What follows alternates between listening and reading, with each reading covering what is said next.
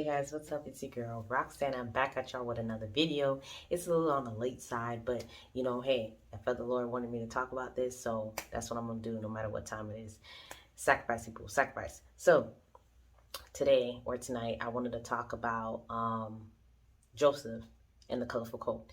And it's I'm trying to make it brief. I'm not trying to make the video super long, but hey, if it end up that way, oh well, you know, at least you got the word.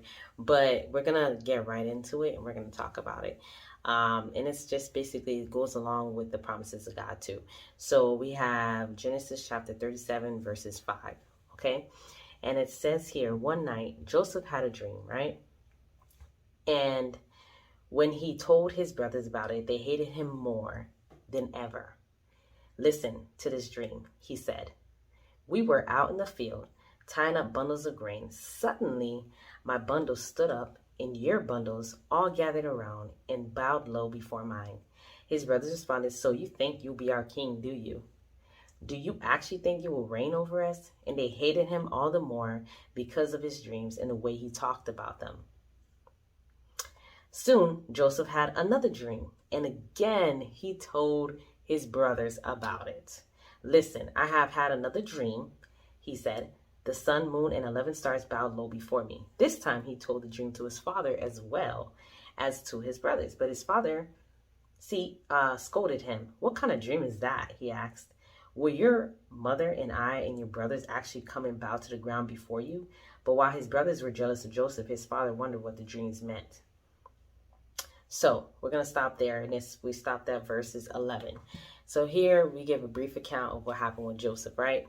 And so Joseph is 17 at the time. I didn't read that verse, but if you go to the verses before, Joseph was 17 years old, and his father truly, really loved him. Loved that boy, okay? Loved him more than his brothers, which was wrong, honestly, but he loved him more than his brothers. But Joseph began to start having dreams, and the mistake he made was telling his brothers that dream. The first time he told his brothers, he was all saying it probably in a boastful manner or something, because the way he said the dream or the way he talked about his dreams, his brother got more angry, right?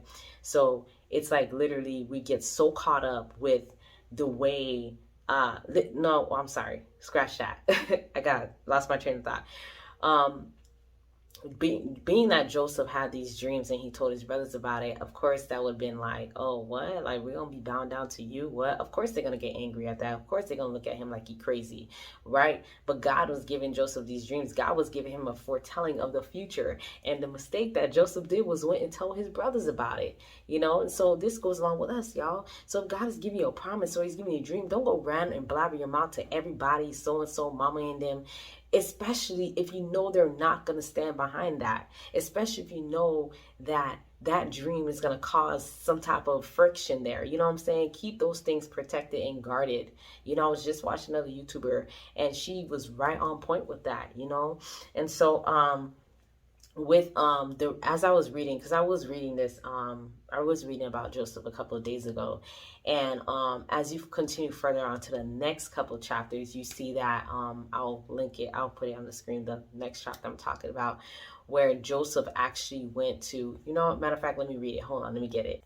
Okay, so it was chapter 41, Genesis chapter 41, verse 1, where it says 2 years later. So after, I fast forward the story, but after that, Joseph's brothers, we all kind of know the story. They sold him into slavery, not knowing that low key they would set him up for what God was going to do with him, and it's so powerful. So even after that, like, Joseph ended up going to be sold into slavery, and from being sold into slavery, he went into, he got into Potiphar's house, and from Potiphar's house, his crazy wife decided to try to scam him or whatever and con him and say he did this and that. And after that, Joseph was now thrown into prison, right? So Joseph is now thrown into prison, and then he meets the chief cupbearer, and then he meets a baker that was of, I believe it was Pharaoh or Potiphar, one of them, or Pharaoh, sorry, it was Pharaoh. And so in that, both of them had dreams, right? And then one of them had a dream, and he's like, you know what? Like, Joseph gave the credit back to God, And so in that, he was interpreting dreams too. So it's just like he gave the credit back to God. He's like, I can't interpret the dreams as God is doing it for me or through me, right? And so after Joseph decided to, share the meaning of these dreams, He told the chief cupbearer, hey, don't forget about me. Go to the Pharaoh, let him know, hey, I'm in prison and I don't deserve to be here, yada, yada, yada. Guess what? That man done forgot, right? The man done, he went to Pharaoh, he enjoyed his time with Pharaoh, and guess what? He forgot about Joseph and telling Pharaoh about Joseph. So in chapter 41, verse 1, 2 full years later, y'all, is when Pharaoh had a dream, okay? This is all God's timing with things. God's timing, God's events, the way God wants things to happen. It's all his timing, y'all. It's all based on his timing. So it's 2 full years later. You see, in that moment, I had to stop and remember that God did not forget about Joseph. He did not forget those dreams that he gave Joseph when he was 17 years old. You know what I'm saying? That now Joseph is almost well in his 30s. And those are the dreams and the promises that God gave him, but he didn't see it. The circumstances are contrary to that, right? You're thrown into prison, okay? You're working as a slave. You're thrown into prison. You're doing this. You're doing that. And you're like, whoa, God said I was going to be a king. God said my brothers and my dad, everybody going to bow down to me. What happened? Like, what's going on? My circumstances don't look like it, right? They don't look like nothing that God told me, but it's not. You know, because what's in the supernatural, it's not going to match up with the nat. It's not going to match up with what you see now. You know what I'm saying? I'm a test. Listen, y'all, I'm a witness of that. When God gives you a word, sometimes it's not going to match up with what you actually looking at, you know? And so right there, you know, Joseph probably going through discouragement, like, man, like, can y'all imagine? Most of us would have just fall out and just forgot about it. Like Israelites that was circling the desert for 40 years. We probably just done walked away from the whole thing and be like, man, forget this God. I can't do this no more. You know, 2 full years later is when Pharaoh had a dream. And that's when the chief cupbearer remembered Joseph and said, oh yeah, there was a Hebrew man in the prison that was interpreting our dreams. Yada, yada. That's when it happened. But guess what? It had to happen in that order or in that timing, because guess what? 7 years, Pharaoh had a dream, and it was going to be 7 years of famine, 7 years of prosperity, and then 7 years of famine, y'all. 7 years of prosperity and 7 years of famine. And literally, if it had to happen in that timing, because during that time, that's when Joseph's family was going to come to Egypt and find out and get some grain and stuff like that. And then, you know, long story short, Joseph was then promoted to be one of the high important people in the office at the time, you know, and that's how he began to see his family again. And he began to be king again, and his brothers were bowing to him. And this was maybe when he was 37, y'all. And that was 17 when he had that dream. So it took forever. Most of us would not have survived if God told us to wait that long, you know, but Joseph didn't see any of that happening. You know, so regardless of what your circumstances look like, y'all, just know that God has not forgotten you. Because that 2 full years later, I saw it and I'm like, whoa. But it's all about the timing. Don't think that God has forgotten you. There are times where I think Joseph was like, man, like, let me try to do this myself. Like, yo, get me out of here, you know, like, hook me up, you know, let the Pharaoh know that I'm not supposed to be here. But the guy forgot. And 2 full years later, that's when he remembered when Pharaoh had a dream. So sometimes God will have those little delays will happen, or God will have that happen because it's the timing. Same thing with Jesus and Lazarus. He stayed 2 more days, I believe, you know, before he came to go resurrect Lazarus. The situation had to be as dead for him to come over there and perform that miracle so they can see and believe upon him and have faith. And so God is trying to increase our faith, y'all. Let the Lord increase your faith. Don't look at the length of time or how long it's taking, you know, because sometimes I get caught up in that, how long it's taking madness. And it's like, oh my gosh, God, this is taking so long. But guess what? It's something beautiful coming out of it. God takes his time and he does it for a reason. It's not about you. Remember the promises that God has given you. It's not necessarily about you. It could be for the other person. It could be for another entire group of people. It could be for someone that you were called to minister to, and he's taking you through that. So everything that you're going through is not about you. Don't make it about you. It's all for the glory of God. You know, this is not to diminish how you're paying, how you feel. Trust me, I get it. I get it, okay? I get it. Sometimes you be like, God, they're hurting me. But this is what God is calling us to do. Period, okay? Period on that. And so sometimes he's going to ask us to do stuff that's very uncomfortable. And we all got to step out of our comfort zone, because guess what? Jesus stepped out of his comfort. You know, Jesus stepped out, and he stepped out way out of his comfort, and he came and died on the cross for us. And so when God's asking you to do something, no matter how uncomfortable it is, because come on, Joseph was uncomfortable, y'all. He was thrown into slavery, okay, by his own blood brothers.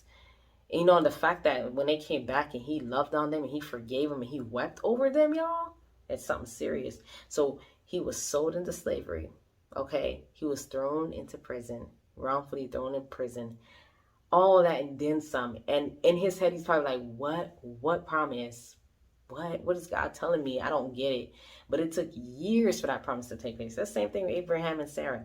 It took years for Isaac to come. You know what I'm saying?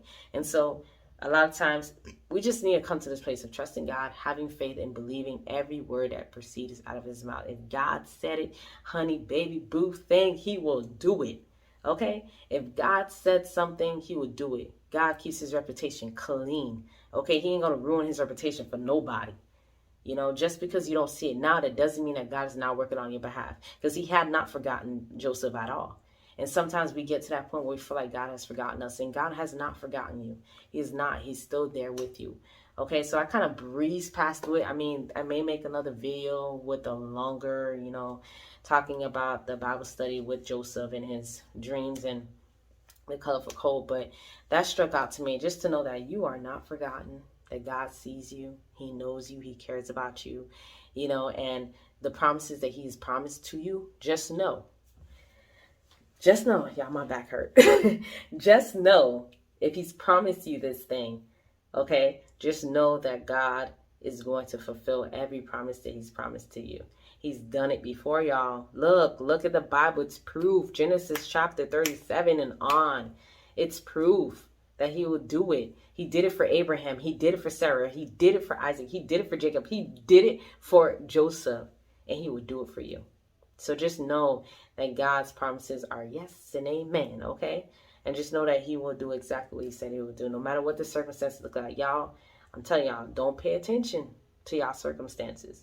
Try not to, because, I mean, they look so real. You be like, dang, these circumstances are just so, oh. But, you know, don't pay attention to those circumstances. Don't let them cause you to be fearful. But just know that God is working it out for, you know, everything's working out for our good, right? But it's all for the glory of God. It has nothing to do with us. Try not to get it. You're not getting the glory. It's not try not to. The glory doesn't go to you. It goes to God. So just know, when God says something, he will do it. All right? So y'all, please have a blessed day or night wherever you are. I also wanted to add that all those circumstances that Joseph went through, all those different events that he went through, all led up to where he was going to, which is to be the king of Egypt at that time. So every circumstance, every negative thing that we're positive, whatever it is that is there in your life, and God is giving that promise. Sometimes every life event that you go through, like, man, this is a tragedy. I'm never gonna get there, honey. Guess what? God gave the promise. So therefore, he has the power to get you there. He has the one to get. You can't get yourself there. Oh, that's a word, Jesus. He is going to be getting you there. You cannot get yourself there to that promise. God is going to have to get you there, because guess what? He gave you the promise. Therefore, every circumstance, whatever it may be, God is the one who's going to push. It's literally every circumstance meant to kind of like get you an inch closer to where he's taking you. And so everything that Joseph necessarily went through, it led him to be the king of Egypt at the time. Every event literally had to happen that way, you know, for him to go to that point. Even to the point his brothers selling him into slavery, that was a God thing. God used it, actually, not necessarily a God thing, but God used that to try to get him to where he was going to be. Little did Joseph even know. He didn't even know how the promise was going to come to pass, or how the dream was going to come to pass. But God used that circumstance. God used that evil thing that the brothers tried to do, which was selling him.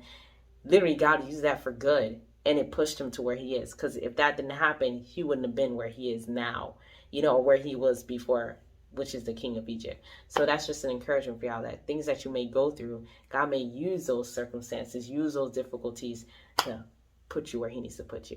Yeah, that's all I had to say with that part.